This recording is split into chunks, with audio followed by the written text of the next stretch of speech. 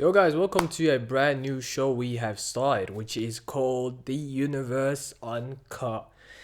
I think moving forward, every Wednesday we are going to be putting out these videos now that we have the budget to put them out and the time. We are going to be putting out more of these type of videos midweek where I will show you guys or read a quote that I liked, and then we can maybe discuss some things around it, because why not? And right now, since I have no friends that are willing to be in front of the camera and I don't want to ask anyone, we might bring some people in the future and have some discussions, in this sofa. Maybe. I don't know. We shall see if I do. And I also want to make a call up show. So that's also going to be great. And in this Yooniverse Uncut show, we're also going to be speaking about, the videos that I might have planned out, or videos I'm working on, or some projects I'm working on in general. So yeah, I'm actually going to be very excited. And since this is the first episode, what not better than to start with one of my favorite quotes? I don't even know where I've heard it, but I will show you guys the quote. And the quote states, "Never let folks who ain't done it tell you how to do it." Now that's a phenomenal one. I think every time I say a quote, we might have to drop the microphone or something. It's because that quote is powerful. That quote is very powerful. I've heard a lot of noise. I've heard a lot of people give me tips. They give me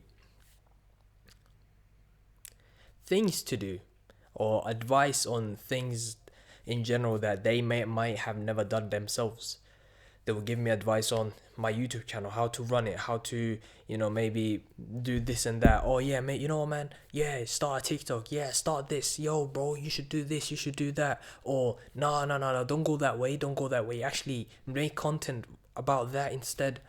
Sometimes I do listen to it, and other times I don't. And I think the reason for that also is most likely because of, if you haven't done it, then I would like to hear your opinion on something, but I won't take your word for it. I won't take your word as the standard measurement. And I think, just in general, the quote, I think it's more so about, people who are a little bit afraid of starting things or doing things that they want to do, but they're a little bit afraid of it because of people telling them, "Yo man, don't do that, that's corny, bro." So for instance, me, one of the things that I think I will never be able to do is, for instance, street interviews. I don't think I have the I wouldn't even say the balls. I don't think I have the, not even the confidence. I don't think I have the "I don't give a fuckness" attitude to actually go outside on the street and actually speak to people and have an interview with them. Just have a random street interview. If someone stops me, I will always stop and speak to them and have a conversation with them, unless like they're trying to sell me something.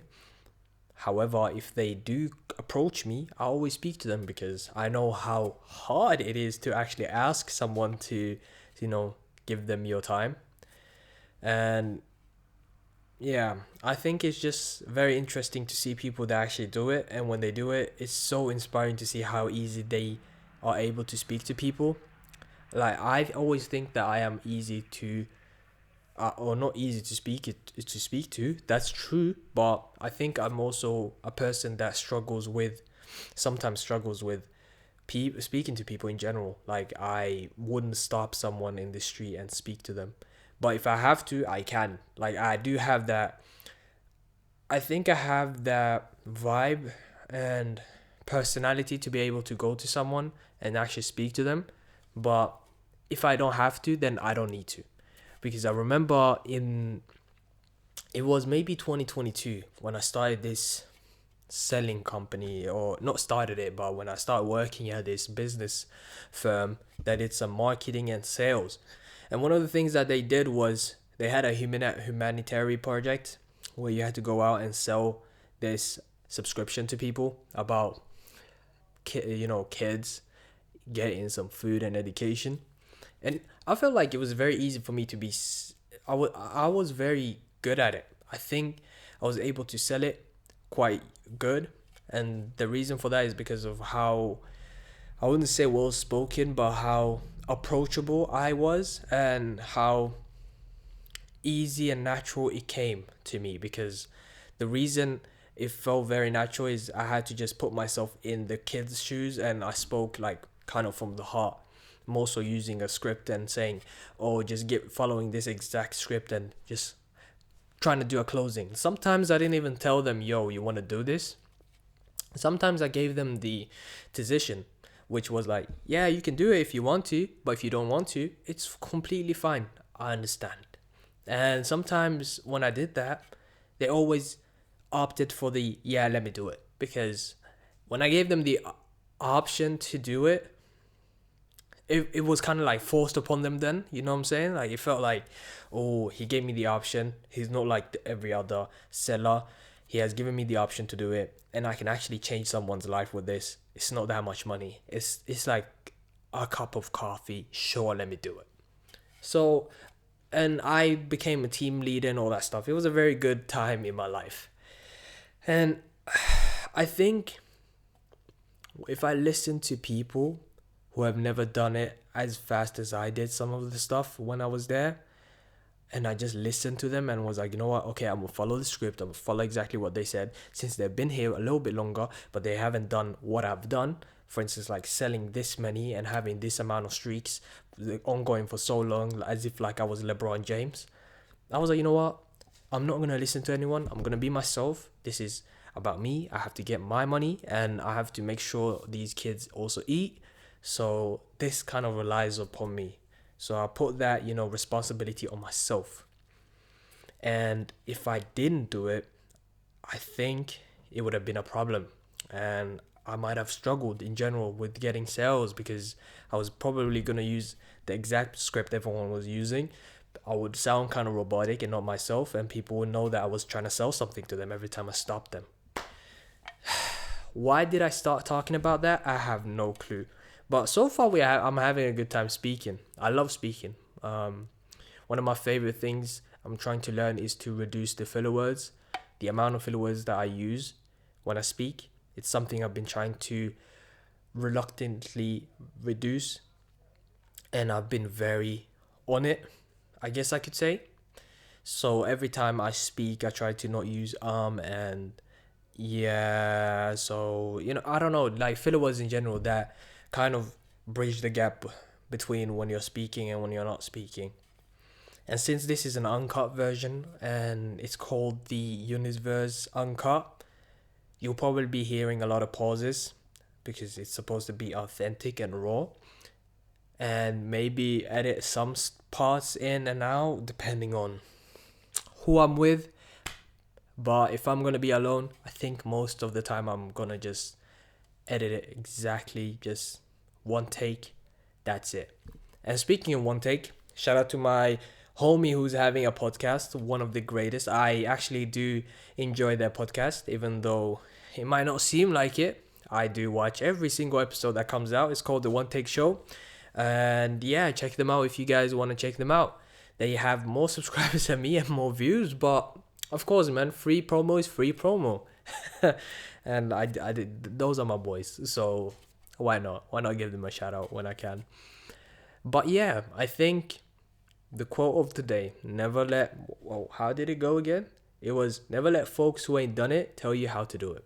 I think it's a very powerful quote. I don't even know who, you know what, let's do some research. It's a powerful quote, but I don't know who has said that. I remember, you see me, I'm a little bit of a weird person. I normally, I just save stuff on my notes.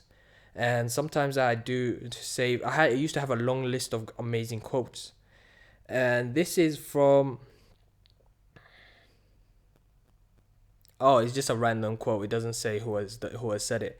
I think it's just like a culmination of different quotes and different people, because they're showing me something a person named Mark Twain said, which is, never argue with stupid people because they will drag you down to their level and then beat you with experience.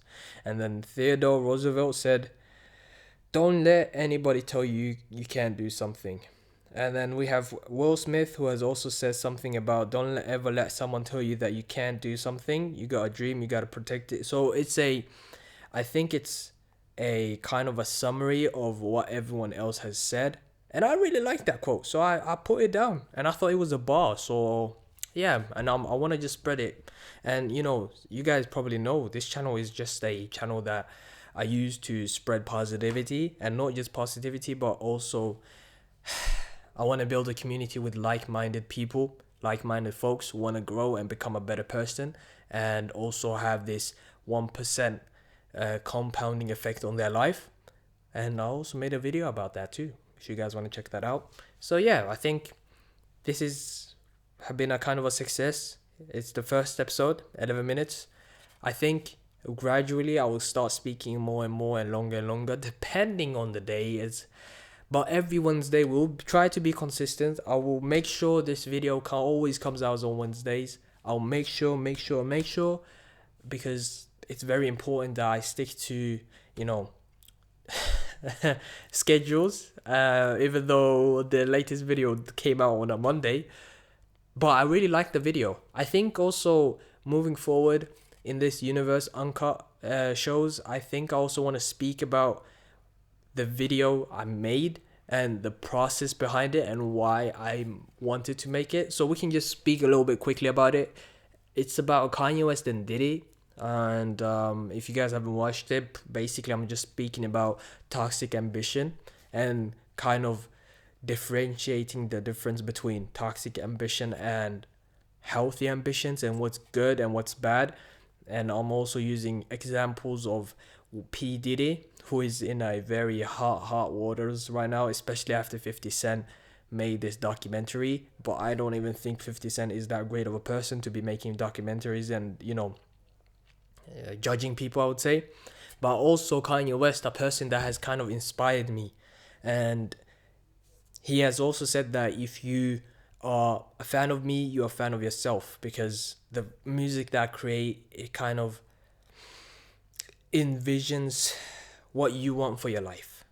And he has been an inspiration in so many parts of my life. I remember when I started listening to him, I don't know, he just opened a different perspective in life. I just felt like it opened this new door where I just saw things differently. This was a guy who always did the unthinkable, I guess you could say, from becoming a beat maker.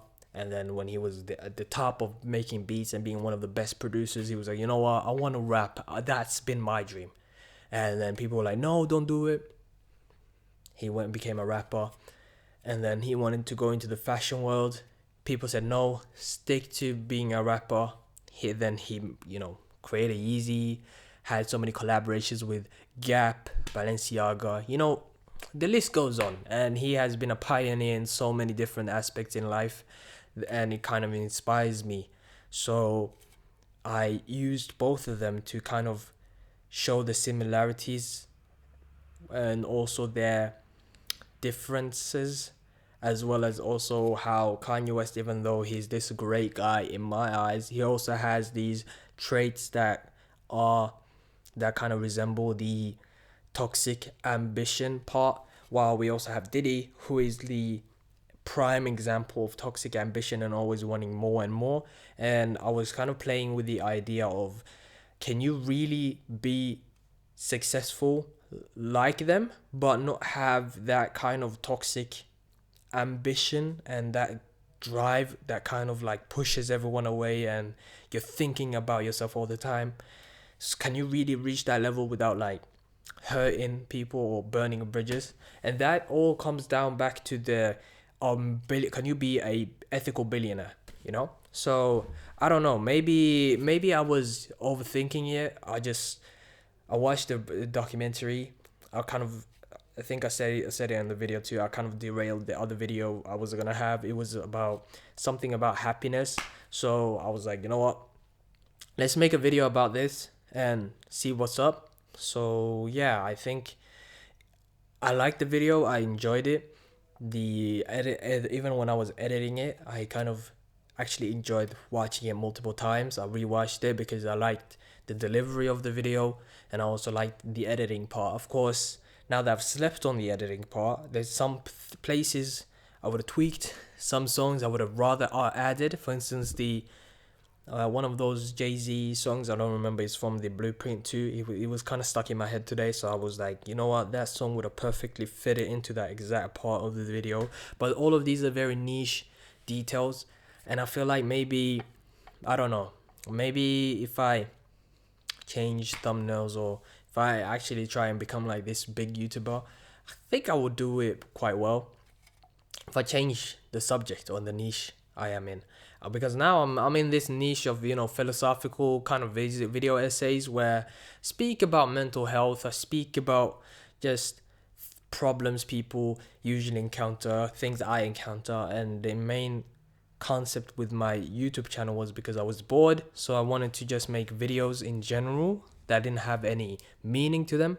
But this year things have changed a little bit for me, especially when I came back from my hiatus. So I felt like maybe these videos should have a meaning and a purpose to them, and they should maybe be able to help someone in the process of watching a video, since they're already wasting so much time in and using so much of their presence on a phone.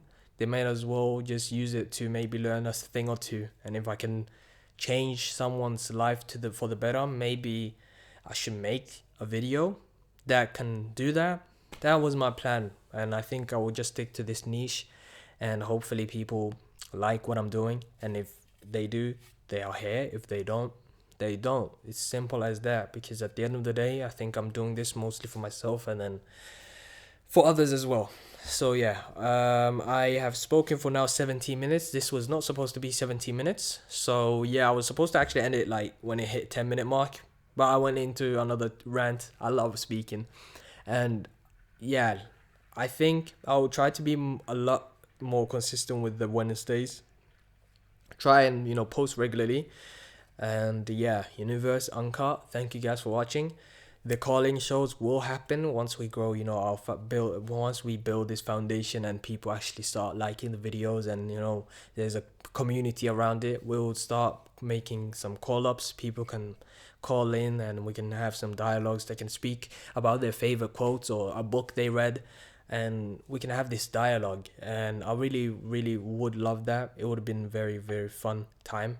So yeah, thank you guys for watching, and subscribe for more, I guess. See you guys on Sunday. Peace.